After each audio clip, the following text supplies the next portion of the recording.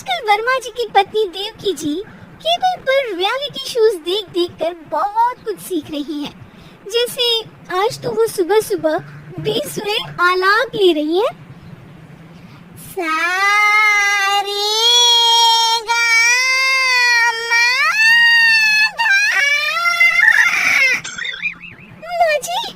सारे गामा पाधा निसा होता है। अरे वो तो सब गाते हैं, ये मेरा स्टाइल है।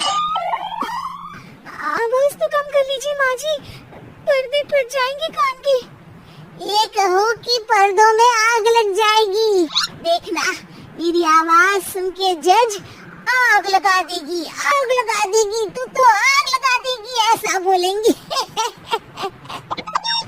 सरिता वहाँ से परेशान होकर चली जाती है और सास रियाज जारी रखती है।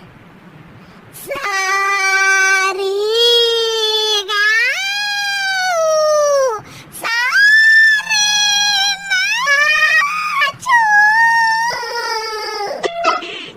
तभी बाबूजी दुकान से लौटते हैं।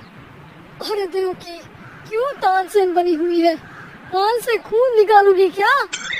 अरे क्या हुआ, रियाज तो करने दो मुझे। इसको रियाज बोलते हैं?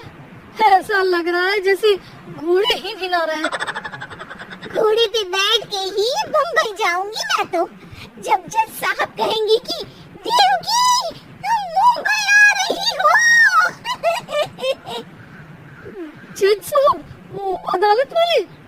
अरे नहीं नहीं, बड़े लोग हैं, आप नहीं जानते हैं। ओ मैं तो छोड़ चली अपना ये देश, बम्बईया मुझे प्यारा लगी।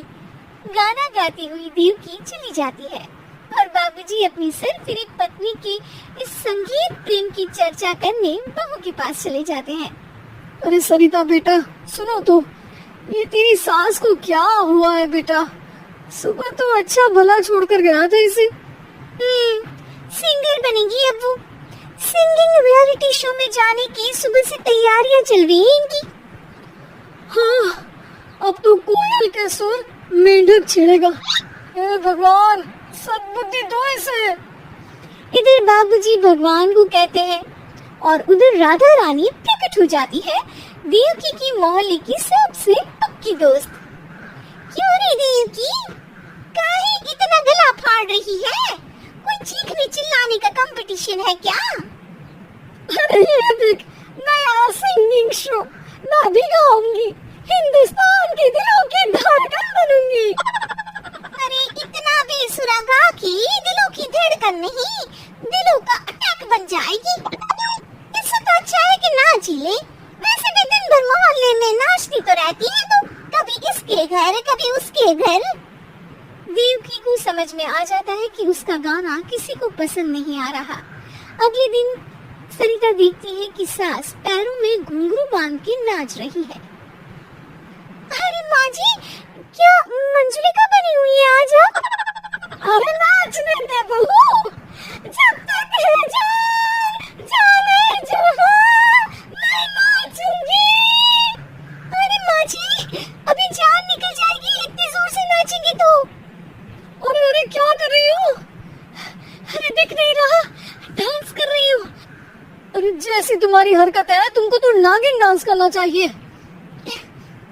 वो भी करूंगी, भांगड़ा भी करूंगी, देखना जज मुझे देख के स्टैंडिंग ओवेशन देंगे। हाँ, स्टैंडिंग ओवेशन तो देंगे ही, ताकि खड़े होकर वहाँ से भाग सके तुम्हारा डांस देखकर। अरे कुछ ढंग की चीज करो, ये रोज क्या नया शुरू कर देती हो? सास को लगता है कि उसका डांस का सीन भी बिगड़ गया। अब वो टीवी देख के कोई और कलाकारी ढूंढने लगती है। तभी उसे टीवी पर खतरों के खतरनाक खिलाड़ी शो दिखता है, जिसमें लोग अलग अलग स्टंट करते हैं। बस देवकी को नया काम मिल जाता है। अगले दिन सुबह देवकी डंबल लेकर कसरत करने लगती है। माँ जी, ये क्या कर रही हैं आप? अरे खाली ऐसे बनकर खलबली मचा दूंगी। कल मैंने खतरों के खतरनाक खिलाड़ी देखा और सोच लिया कि मुझे वही जाना है। हाँ बस। तभी वहाँ बाबूजी भी आ जाते हैं। अरे इतना भारी डंबल, अरे गिर मत जाना कहीं लेकर। अरे चुप करो, तुझसे कुछ नहीं होता इसका मतलब ऐसा नहीं कि मुझसे भी कुछ नहीं होगा।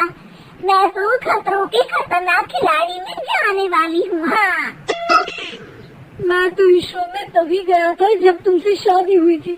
तुमसे शादी करना भी खतरों के खतरनाक खिलाड़ी में जाने से कम थोड़ी ना। चुप ही रहिए। अरे बहू, वो भारी वाला डंबल उठा कर ला तो। अरे नाना माँ जी, आप संभाल नहीं पाओगी। अरे मैंने टीवी में देखा था, एक आदमी कहाँ उठा लेता है, इतना तो मैं उठा ही सकती हूँ ना। बहू घबराती हुई भारी वाले डंबल माँ के हाथ में दे देती है।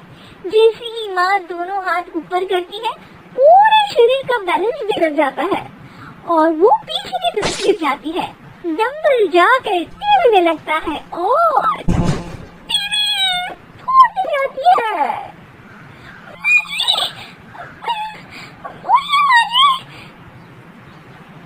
बाबूजी बहुत तेज हंसने लगते हैं। बाबा बाबा, टीवी और बीवी दो टेंशन थे मेरे, आज एक कम हो ही गया। बहू भी सास को उठाते उठाते इस बात पर ताली बजाकर हंसने लगती है और देवकी फिर से गिर जाती है। और इस बार देवकी भी अपनी बेवकूफी से हंसी रोक नहीं पाती।